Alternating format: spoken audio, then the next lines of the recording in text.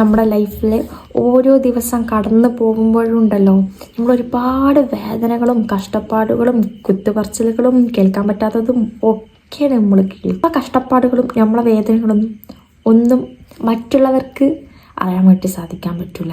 നമ്മൾ ചിലപ്പോൾ പറഞ്ഞാൽ തന്നെ അവരൊരു കേൾവിയായിരിക്കും, അല്ലെങ്കിൽ നമ്മളെ ബുദ്ധിമുട്ടുകൾ കണ്ടാൽ തന്നെ അവരൊരു കാഴ്ചക്കാരൻ മാത്രമേ ആയിരിക്കും. പക്ഷെ നമ്മളെ വേദനകളും ബുദ്ധിമുട്ടുകളും നമുക്ക് മാത്രമേ അറിയത്തുള്ളൂ. ഞാൻ നിങ്ങളോടൊരു കാര്യം പറയട്ടെ, ഞാൻ എൻ്റെ ലൈഫിൽ പഠിച്ചൊരു കാര്യമുണ്ട്. നമ്മളെത്ര വീണാലുണ്ടല്ലോ അവിടെ തന്നെ വീണെടുത്ത് തന്നെ നിൽക്കാൻ ചെയ്യരുത്, അവിടെ നിന്ന് എണീക്കാൻ വേണ്ടി ശ്രമിക്കണം.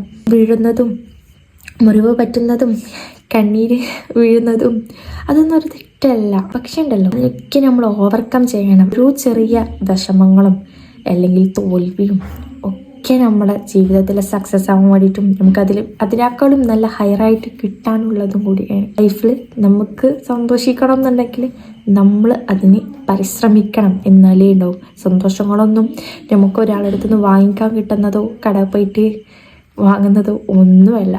പക്ഷെ സമാധാനം എന്ന് പറയുന്ന സംഭവം വേണമെങ്കിലുണ്ടല്ലോ, നമ്മളെ ലൈഫിൽ നമ്മൾ അതിന് മാത്രം സ്ട്രഗിൾ ചെയ്യണം. ആ സ്ട്രഗിൾ ചെയ്യുന്ന സമയത്ത് നമ്മളെ തളർത്താനും കുറ്റം പറയാനൊക്കെ ഒരുപാട് ആൾക്കാരുണ്ടാവും.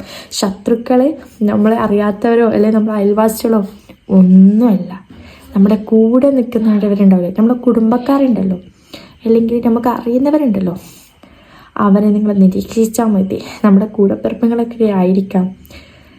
ഒരിക്കലും നമുക്ക് മോശം വരണമെന്ന് നമ്മൾക്ക് ഒട്ടും പരിചയമില്ലാത്തവരോ അല്ലെങ്കിൽ നമ്മുടെ ഫ്രണ്ട്സോ നമുക്ക് വേണ്ടപ്പെട്ടവരോ ഒന്നും അവരൊന്നും വിചാരിക്കില്ല. പക്ഷെ നമ്മളെ കുടുംബക്കാർ അല്ലെങ്കിൽ നമ്മൾക്ക് നമ്മുടെ രക്തബന്ധങ്ങൾ അവരൊക്കെ വിചാരിക്കുള്ളൂ നശിക്കട്ടെ എന്നുള്ളത്.